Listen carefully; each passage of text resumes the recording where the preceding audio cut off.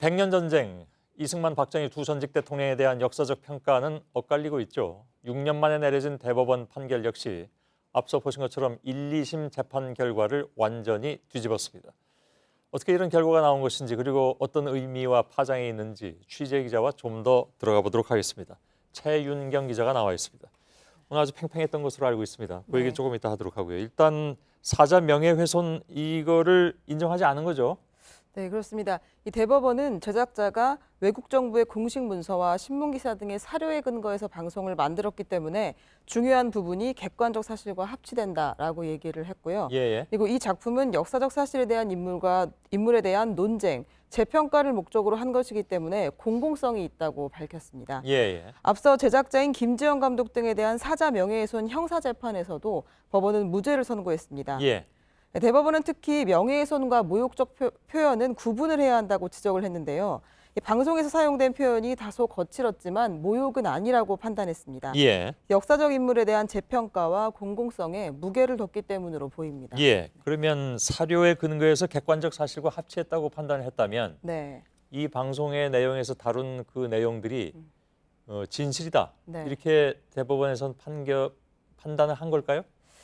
이 방송 내용이 사실인지 여부를 대법원이 하나하나 다 판단한 것은 아닙니다. 예. 앞서 제재 대상이 된 내용을 보면 이승만 전 대통령이 자신의 실력이 아닌 미국 기독계의 지원으로 박사학위를 취득했다. 또 친일파고 기회주의자다. 부도덕한 플레이보이다라는 부분들이 이게 있었고요. 다 이승만 전 대통령에 대한 문제는 아니죠?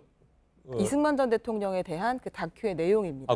지금 세 가지 따옴표 따서 얘기한 것이 전부 이승만 전 대통령에 해당하는 것이라고 얘기를 했단 말입니까? 그렇죠. 세 가지뿐 아니라 더 많은 그 사실들이 그렇겠죠. 있는데 예. 이 정도로 가지고 왔고요. 또 박정희 전 대통령에 대해서는 친일파 공산주의자고 수출주도형 전략을 제시한 적이 없었다라는 내용을 담았습니다. 예. 네, 1, 2심 재판부가 판단한 건 이런 내용들이 공정성과 객관성이 부족하다라고 본 것이고 예. 대법원은 이것이 공정성과 객관성이 부족하다고 볼 정도는 아니다. 제재를 해서는 안 된다라고 본 겁니다. 예. 대법원은 이런 질문이 나올 걸 예상해서 이번 판결이 국민이 역사를 해석하고 표현하는 데 있어서 국가 권력이 어디까지 개입할 수 있는지 그걸 두고 대법관들이 논쟁한 거라고 얘기를 했습니다. 그 부분은 좀 면밀하게 봐야 될 것 같긴 합니다. 네.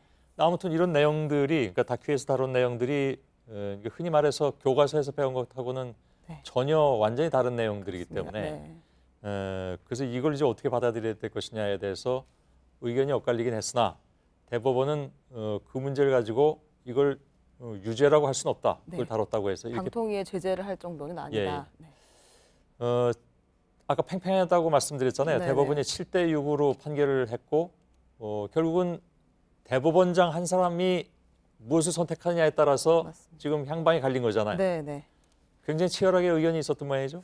그렇습니다. 이 대법원장을 제외하고 말씀하신 것처럼 이 대법관 12명이 6대 6으로 나뉘어진 거죠. 예. 여기서 반대 의견도 역시 팽팽했습니다. 박상옥 대법관 등은 이 제작 의도에 부합하는 자료만 취사 선택을 해서 방송 자체가 사실에 부합하지 않는다라고 평가를 했고요. 예. 그리고 상반된 의견을 전혀 소개하지 않아서 공정성이나 균형성을 갖추지 못했다고 얘기를 했습니다. 예. 어찌됐든 적어도 형식상으로 이것은 소수 의견이 된 겁니다. 7대 6이 그렇습니다. 됐으니까요. 네, 반대 의견이 된 겁니다. 예, 반대 예, 의견이라고 예. 표현해야 예. 되겠군요. 예, 알겠습니다.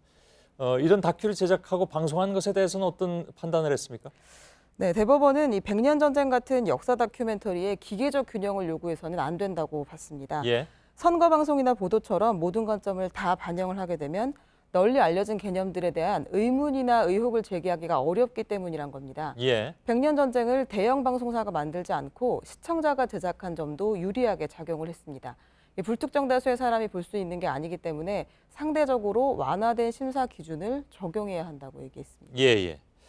다만 그 부분은 뭐 또 다른 논란거리가 있을 수 있겠습니다. 네. 예를 들어서 많이 본 것과 네. 적게 본 것이라고 해서 네.